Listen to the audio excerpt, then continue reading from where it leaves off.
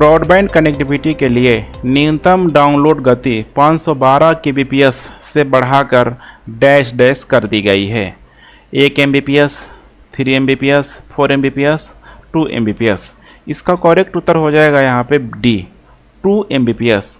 Broadband connectivity के लिए न्यूनतम डाउनलोड की गति 512 kbps से बढ़ा के अभी कर दिया गया है 2 Mbps। 2 Mbps यहाँ पे कर दिया गया है। Mbps का मतलब होगा मेगाबाइट प्रति सेकेंड और kbps का मतलब किलोबाइट प्रति सेकेंड। सितंबर 2021 में भारतीय दूरसंचारक नियामक प्राधिकरण, जिसको ट्राई बोला जाता है, इसी ने दूरसंचार विभाग को न्यूनतम ब्रॉडबैंड स्पीड को कम से कम 2 Mbps तक अपडेट करने की सिफारिश की हुई थी।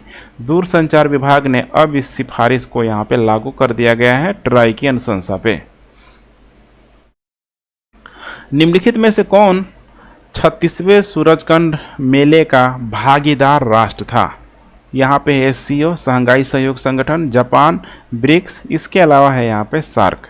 इसका करेक्ट उत्तर हो जाएगा यहाँ पे SCO, शंघाई सहयोग संगठन। शंघाई सहयोग संगठन। यहाँ पे आप लोग देख पा रहे हैं 36वां सूरजकुंड अंतर्राष्ट्रीय शिल्प मेला फरीदाबाद हरियाणा में आयोजित किया गया। फरीदाबाद हरियाणा में आयोजित किया गया। उपराष्ट्रपति जगदीप धनखड़ ने 3 फरवरी 2023 को 36वें अंतर्राष्ट्रीय शिल्प मेले का उद्घाटन किया। इसका समापन किया गया 19 फरवरी 2023 को। इस वर्ष देखा जाए तो शंघाई सहयोग संगठन सूरजकुंड मेले का भागीदार राष्ट्र था। इसके अलावा देखा जाए, ठीक है, SCO में शंघाई संघ, ठीक है, ऑर्गेनाइजेशन में देखा जाए तो मेंबर जो कंट्री है, जैसे कि भारत हो गया, इंडिया, चाइना, कजाकिस्तान, किर्गिस्तान, ये बहुत ध्यान से देखते चलना है। किर्गिस्तान, इसके अलावा हो जाएगा रसिया, पाकिस्तान, ताजिकिस्तान और उज्बेकिस्तान यहाँ पे शामिल है। तीसरा खेलो इंडिया शीतकालीन खेल 10 से 14 फरवरी 2023 तक किस स्थान पर आयोजित किया गया? श्रीनगर, मनाली, गुलमर्ग, अमृतसर। इसका करेक्ट उत्तर हो जाएगा सी, गुलमर्ग में। बहुत इंपॉर्टेंट है यहाँ पे। खेलो इंडिया विंटर्स गेम देख पा रहे हैं। केंद्रीय मंत्री अनुराग सिंह ठाकुर ने उपराज्यपाल जम्मू कश्मीर मनोज सिन्हा के साथ तीसरे खेलो इंडिया शीतकालीन खेलों के शुभंकर, जिसका जो, ठीक है, थीम है यहाँ पे सॉन्ग और जर्सी का शुभारंभ किया पूरा का पूरा। तीसरे खेलो इंडिया शीतकालीन खेलों का आयोजन 10 से 14 फरवरी तक गुलमर्ग, जम्मू और कश्मीर में आयोजित किया गया था। खेलो इंडिया में देखा जाए तो देश भर से लगभग 1500 से अधिक एथलीटों ने भाग लिया। जम्मू और कश्मीर ने 26 गोल्ड हो गया, 25 यहाँ पे सिल्वर हो गया, 25 यहाँ पे ब्रॉन्ज हो गया। इसके साथ खेलो इंडिया शीतकालीन खेलों की पदक तालिका में नंबर 1 है, यहाँ पे शीर्ष पे है। जम्मू कश्मीर ने तीसरी बार खेलो इंडिया में शीर्ष स्थान हासिल किया हुआ है। महाराष्ट्र की बात करें तो यहाँ पे 13 स्वर्ण हो जाएगा, 8 रजत हो जाएगा, 6 कांस्य के साथ दूसरे स्थान पे रहा है। और तीसरे स्थान पे हिमाचल प्रदेश। तो पहला खुद यहाँ पे जम्मू एंड कश्मीर है, जम्मू एंड कश्मीर। दूसरा यहाँ पे हो जाएगा महाराष्ट्र और तीसरा हो जाएगा यहाँ पे हिमाचल प्रदेश। फेम सेकेंड योजना के तहत इलेक्ट्रॉनिक वाहनों की बिक्री में किस राज्य ने शीर्ष स्थान हासिल किया हुआ है? उत्तर प्रदेश, महाराष्ट्र, गुजरात, उड़ीसा। इसका करेक्ट उत्तर हो जाएगा बी, महाराष्ट्र। फेम योजना के तहत इलेक्ट्रॉनिक वाहनों की बिक्री में महाराष्ट्र शीर्ष पर है। यहाँ पे फेम सेकेंड के तहत सब्सिडी प्राप्त करने वाले सभी खंडों में इलेक्ट्रॉनिक वाहनों की बिक्री के मामले में महाराष्ट्र सबसे आगे रहा है। महाराष्ट्र के बाद देखा जाए तो दूसरा स्थान यहाँ पे कर्नाटक, तीसरा स्थान हो जाएगा तमिलनाडु, चौथा गुजरात, पांचवा हो जाएगा राजस्थान। एक रब भी पूछा जा सकता है। महाराष्ट्र, कर्नाटक, तमिलनाडु, 3 को ध्यान में रख के चलना है। देख पा रहे हैं फेम सेकेंड योजना में इलेक्ट्रॉनिक वाहन खरीदने पर मिलेगी 15,000 की सब्सिडी। हाल ही में पीएम मोदी ने तुमकुरू में हिंदुस्तान एरोनॉटिक्स लिमिटेड के हेलीकॉप्टर निर्माण कारखाने को राष्ट्र को समर्पित किया।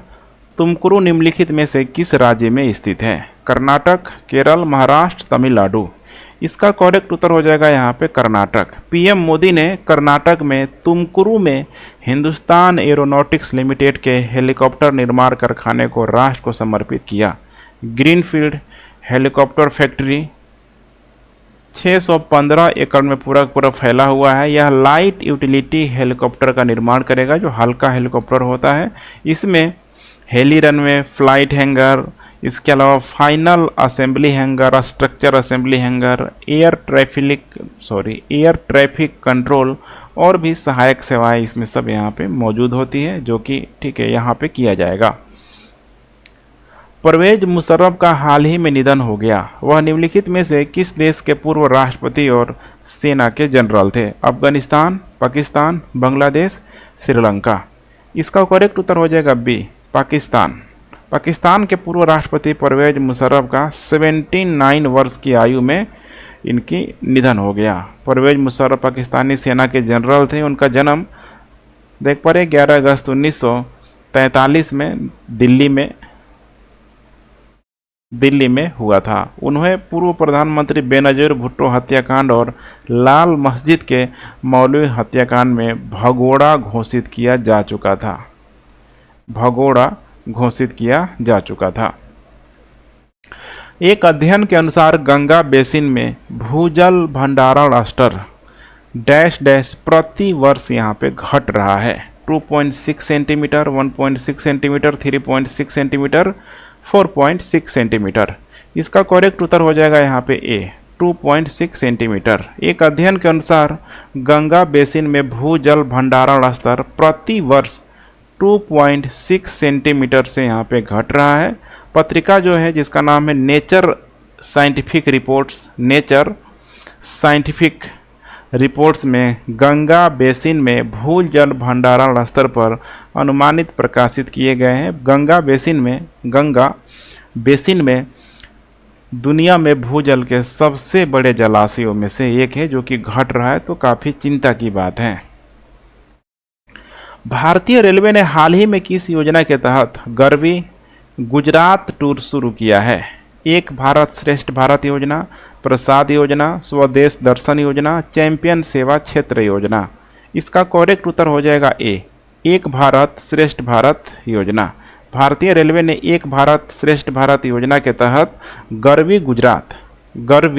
गुजरात यात्रा की शुरुआत की है। भारतीय रेलवे ने एक भारत श्रेष्ठ भारत योजना के तहत यहाँ पे ठीक है भारत गौरव डिलक्स एसी टूरिस्ट ट्रेन शुरू की है। गरवी गुजरात देखा जाए तो 28 फरवरी को दिल्ली में सफदरगंज स्टेशन से शुरू हो गई। निम्नलिखित में से कौन स्टोर पर डिजिटल रुपया स्वीकार करने वाला पहला खुदरा विक्रेता बन गया है? Reliance retail, Aditya Birla retail, Godrej consumers product retail, trade limited. इसका करेक्ट उत्तर हो जाएगा ए, रिलायंस रिटेल स्टोर पर डिजिटल रुपया स्वीकार करने वाला पहला रिटेलर बन गया है। रिलायंस जो रिटेल ने अपने स्टोर्स पर भारतीय रिजर्व बैंक द्वारा जारी डिजिटल रुपयों को स्वीकार करने के लिए इनोवेटरी टेक्नोलॉजीज आईसीआईसी बैंक और कोटक महिंद्रा बैंक के साथ साझेदारी की हुई है। ई रुपया रिलायंस रिटेल के फ्रेशपिक स्टोर पर स्वीकार किया जाएगा और बाद में यह सुविधा सभी रिलायंस रिटेल स्टोर्स पर उपलब्ध कराई जाएगी। फरवरी 2023 में भारत के किस पड़ोसी देश ने अपना 75वां स्वतंत्रता दिवस मनाया? अभी भारत मनाया था, अब पड़ोसी देश जो मनाया उसका नाम बताना है। म्यांमार, श्रीलंका, भूटान, नेपाल। इसका करेक्ट उत्तर हो जाएगा बी, श्रीलंका ने अपना 75वां स्वतंत्रता दिवस मनाया। श्रीलंका ने नमो नमो माथा, एक सदी की ओर एक कदम जो कि इस बार की थीम है, बहुत इंपॉर्टेंट है, एक सदी की ओर एक कदम। ठीक है, इसी को बुलाता है नमो नमो माथा। इसी के तहत 75वें साल पूरे होने का जश्न मनाया। राष्ट्रीय स्वतंत्रता दिवस समारोह का मुख्य उत्सव कोलंबो में गाले फ्रेस गिन में आयोजित किया गया। कोलंबो में 8 फरवरी तक लखनऊ में संघाई सहयोग संगठन एससीओ के सदस्य देशों के सुप्रीम ऑडिट संस्थानों के प्रमुखों की बैठक का कौन सा संस्करण आयोजित किया जा रहा है? 5वां, 6ठा, 7वां, 8वां? इसका करेक्ट उत्तर हो जाएगा बी, 6ठा संस्करण। संघाई सहयोग संगठन के सदस्य देशों के सुप्रीम ऑडिट संस्थानों के प्रमुखों की 6ठी बैठक 6 से 8 फरवरी के बीच लखनऊ में आयोजित की जा रही है। उत्तर प्रदेश की राज्यपाल आनंदीबेन पटेल इसकी मुख्य अतिथि हैं और उन्होंने बैठक का उद्घाटन किया। इसके अलावा भारत के नियंत्रक एवं महालेखा परीक्षक गिरीश चंद्र मुर्मू लेखा परीक्षा में उभरती प्रौद्योगिकी का एकीकरण विषय पर चर्चा का भी उनके द्वारा नेतृत्व किया गया। हम लोग बात करें यहाँ पे एससीओ की, तो देख पा रहे इसकी स्थापना हुई है 2001 में। इसका जो प्रकार है जैसे कि आपसी सुरक्षा, राजनीतिक, आर्थिक संगठन, यहाँ पे आप इसको मैप में देख सकते हैं कौन कौन मेंबर है, कौन कौन ऑब्जर्वर है, ऑब्जर्वर एप्लीकेंट है, सब इसमें मेंशन किया गया है। तुर्की में 7.8 तीव्रता के भूकंप के संबंध में निम्नलिखित में से कौन सा कथन सही है? तुर्की में भूकंप आने का मुख्य कारण टेक्टोनिक प्लेटों का हिलना है। बिल्कुल एक करेक्ट स्टेटमेंट है, टेक्टोनिक प्लेटों का हिलना है जिसके वजह से भूकंप आते रहता है। लेकिन भूकंप आ जाने के बाद से आफ्टर जो शॉक है बार बार वो लगते रहता है। कम इंटेंसिटी का भी भूकंप कई बार आते ही रहता है। 6 फरवरी को भूकंप और आफ्टर शॉक्स यहाँ पे ईस्ट एनाटोलियन फॉल्ट जोन के पास आए, जैसा मैंने भी मेंशन किया। दोनों को दोनों यहाँ पे करेक्ट उत्तर हो जाएगा यहाँ पे सी। यहाँ पे देख पा रहे हैं कुछ इस टाइप का जो त्रासदी हुआ है तुर्की और सीरिया में देखा जाए। दक्षिण पूर्वी तुर्की हो गया या फिर उत्तर पश्चिमी जो सीरिया है जहाँ पे 7.8 इंटेंसिटी का भूकंप आया। या तुर्की के इतिहास में माना जा रहा है कि सबसे घातक भूकंपों में से एक है। इसका कारण है टेक्टोनिक प्लेटों का हिलना और 6 फरवरी को भूकंप और आफ्टर जो shock east Anatolian fault zone के पास भी आया। 6 फरवरी 2023 को मुख्य न्यायाधीश DY चंद्रचूड़ ने सुप्रीम कोर्ट के कितने न्यायाधीशों को शपथ दिलाई? बहुत इंपॉर्टेंट है, ये पूछा जा सकता है इसको। 3, 4, 5, 6? इसका करेक्ट उत्तर हो जाएगा यहाँ पे सी, 5। मुख्य न्यायाधीश DY चंद्रचूड़ ने 6 फरवरी को सुप्रीम कोर्ट के 5 नए न्यायाधीशों की शपथ दिलाई। सुप्रीम कोर्ट परिसर में आयोजित शपथ ग्रहण समारोह के दौरान 5 नए न्यायाधीश जिनका नाम है पंकज मित्तल,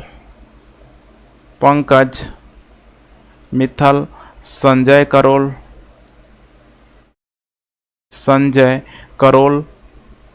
असानुद्दीन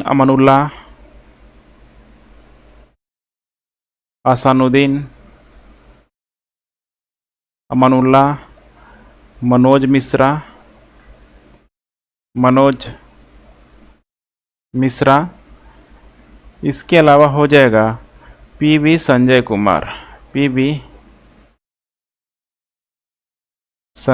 तो 5 नाम आपको ध्यान में रख के चलना है। कोई भी नाम किसी भी एग्जाम में दे सकता है, तो काफ़ी इंपॉर्टेंट है एग्जाम के दृष्टिकोण से। 5 न्यायाधीशों की नियुक्ति के साथ ही शीर्ष अदालतों में न्यायाधीशों की कुल संख्या देखा जाए तो लगभग 27 के आसपास थी, अभी टोटल हो गया है 32 के आसपास, 32 हो गई है, जो कि पूरी क्षमता से 2 न्यायाधीश यहाँ पे कम है। लगभग 34 के आसपास होता है, लेकिन फिर भी 32 अभी देखा जाए तो पर्याप्त मात्रा में इतनी संख्या मौजूद है। यहाँ पे है उनके चेहरे।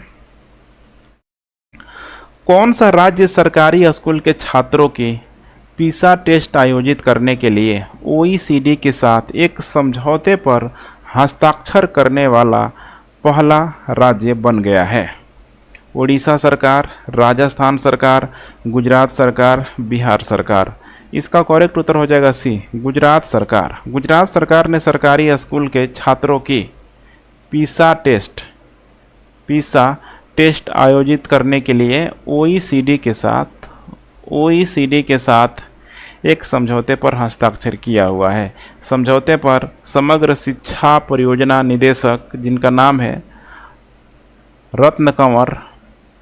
रत्न कंवर गढ़ विचारन और आर्थिक सहयोग और विकास संगठन, जो कि OECD के, ध्यान रखिएगा, OECD के Kevin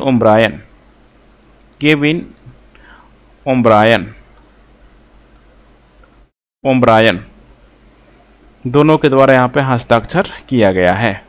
programme for international student, यहाँ पे असेस में जो इसका उद्देश्य है, सरकारी स्कूलों में देखा जाए तो ग्रेड उपयुक्त शिक्षण परिणाम प्राप्त करना है, ताकि सरकारी या स्कूल के बच्चे भी अच्छे रिजल्ट यहाँ पे ला सके। तो पीसा का मतलब है यहाँ पे प्रोग्राम फॉर इंटरनेशनल स्टूडेंट, यहाँ पे हो जाएगा एक्सेस। ठीक है, यहाँ पे देख पा रहे हैं कुछ इस टाइप का।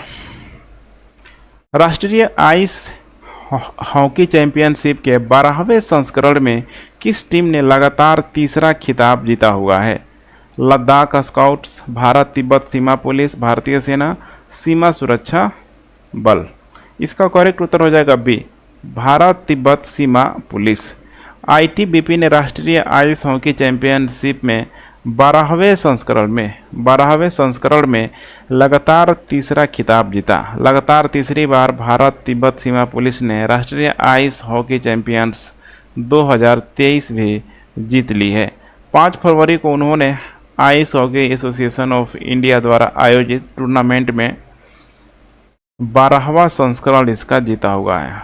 तो ध्यान रखिएगा, 3 टाइम से लोग जीत चुके हैं और यहाँ पे ice hockey association of India का हो जाएगा यहाँ पे, ठीक है, 12वां संस्करण। आर्द्र भूमि बचाओ अभियान के बारे में निम्नलिखित में से कौन सा कथन सही है? केंद्रीय मंत्री भूपेश यादव ने चेन्नई में आर्द्र भूमि बचाओ अभियान का शुभारंभ किया। आर्द्र भूमि बचाओ अभियान का शुभारंभ किया किसने करा? यहाँ पे केंद्रीय मंत्री भूपेंद्र यादव ने। कहाँ करा? यहाँ पे चेन्नई में। तो ये गलत हो जाएगा, चेन्नई में नहीं किया गया है बल्कि इसका गोवा में किया गया है। इस अभियान के तहत आर्द्र भूमियों के संरक्षण के लिए नागरिक भागीदारी का निर्माण किया जाएगा। बिल्कुल सही है, इसके लिए नागरिक भागीदारी यहाँ पे बहुत ज़रूरी है। इस अभियान के तहत आर्द्र भूमि के संरक्षण के लिए नागरिक भागीदारी का निर्माण किया जाएगा। यह अभियान अगले साल तक चलता ही रहेगा। करेक्ट उत्तर हो जाएगा यहाँ पे बी। देख पा रहे हैं यहाँ पे आर्द्र भूमि बचाओ अभियान का शुभारंभ देखा जाए तो लगभग 4 फरवरी 2023 को। इसका उद्देश्य है आर्द्र भूमि के संरक्षण को बढ़ावा देना। किसके द्वारा किया जा रहा है? तो इसमें जो भी संस्थाएं मौजूद है, केंद्रीय पर्यावरण, वन एवं जलवायु परिवर्तन मंत्रालय के द्वारा। तो यहाँ पे मिनिस्ट्री है। युवा संगम के संबंध में निम्नलिखित में से कौन से कथन सही है? युवा संगम पूर्वोत्तर क्षेत्र और शेष भारत के युवाओं के बीच घनिष्ठ संबंध बनाने की एक पहल है। बिल्कुल सही है। इस पहल के तहत 20,000 से अधिक युवा पूरे भारत में यात्रा करेंगे। ये भी बिल्कुल सही है। करेक्ट उत्तर हो जाएगा सी। यहाँ पे 1 और 2 दोनों। यहाँ पे देख पा रहे हैं युवा संगम पंजीकरण पोर्टल 6 फरवरी 2023 को इंदिरा गांधी राष्ट्रीय कला केंद्र नई दिल्ली में लॉन्च किया गया। यहाँ पे देख पा रहे हैं युवा संगम पूर्वोत्तर क्षेत्र और शेष भारत के युवाओं के बीच घनिष्ठ संबंध बनाने की एक पहल है। पहल के तहत देखा जाए तो 20,000 से अधिक युवा पूरे भारत में यात्रा करेंगे। उन्हें क्रॉस सांस्कृतिक शिक्षा के लिए एक अनूठा अवसर भी मिलेगा। सरकार डैश डैश तक प्राथमिक इस्पात उत्पादकों को अपने 50% कच्चे माल का उपयोग पुनर्चक्रित इस्पात से करने के लिए प्रेरित करेगी। 2050, 2025, 2030, 2047। इसका करेक्ट उत्तर हो जाएगा यहाँ पे डी, 2047। सरकार 2047 तक प्राथमिक इस्पात उत्पादकों को अपने 50% कच्चे माल का उपयोग पुनर्चक्रित इस्पात से करने के लिए प्रेरित करेगी। सर्कुलर इकोनॉमी के लक्ष्य को हासिल करने के लिए सरकार प्राथमिक स्टील उत्पादकों को 2047 तक स्क्रैप्ड पुनर्चक्रित स्टील से 50% इनपुट का उपयोग करने के लिए प्रेरित करेगी। वर्तमान में प्राथमिक इस्पात उत्पादन में केवल 10% ही पुनर्चक्रित इस्पात का उपयोग किया जाता है। आने वाले दिनों में कितना करने का इसको प्रावधान है, प्रयास किया जा रहा है 50% के आसपास। यूनेस्को द्वारा निम्नलिखित में से किसे दुनिया का पहला जीवित विरासत विश्वविद्यालय घोषित किया जाएगा? विश्व भारती विश्वविद्यालय, कलिंगा विश्वविद्यालय, सरदार पटेल विश्वविद्यालय, जवाहर नेहरू विश्वविद्यालय। इसका करेक्ट उत्तर हो जाएगा यहाँ पे ए, विश्व भारती विश्वविद्यालय। यूनेस्को बहुत जल्दी विश्व भारती को दुनिया का पहला जीवित विरासत विश्वविद्यालय घोषित करेगा। विश्वविद्यालय देख पा रहे हैं जो विश्व भारती नाम है, यूनेस्को से यहाँ पे विरासत के रूप में इसको यहाँ पे टैग मिलेगा और यह दुनिया का पहला जीवित विरासत विश्व स्थल बन जाएगा। विश्व भारती विश्वविद्यालय की स्थापना बहुत ही फेमस पर्सनालिटी 1921 में रविंद्रनाथ टैगोर के द्वारा यहाँ पे की गई थी।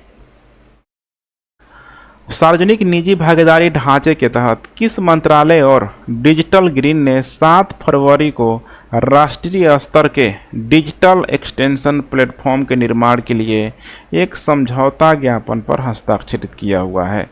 सूचना और प्रसारण मंत्रालय, कृषि और किसान कल्याण मंत्रालय, विज्ञान और प्रौद्योगिकी मंत्रालय, पर्यावरण वन और जलवायु परिवर्तन मंत्रालय। इसका करेक्ट उत्तर हो जाएगा यहाँ पे बी, कृषि और किसान कल्याण मंत्रालय। राष्ट्रीय इंटरेक्टिव डिजिटल प्लेटफॉर्म को विकसित करने के लिए कृषि मंत्रालय द्वारा एक समझौता ज्ञापन पर हस्ताक्षर किया गया है। सार्वजनिक निजी भागीदारी ढांचे के तहत कृषि और किसान कल्याण मंत्रालय और डिजिटल ग्रिड ने 7 फरवरी को नई दिल्ली में एक समझौता ज्ञापन पर हस्ताक्षर किया हुआ है।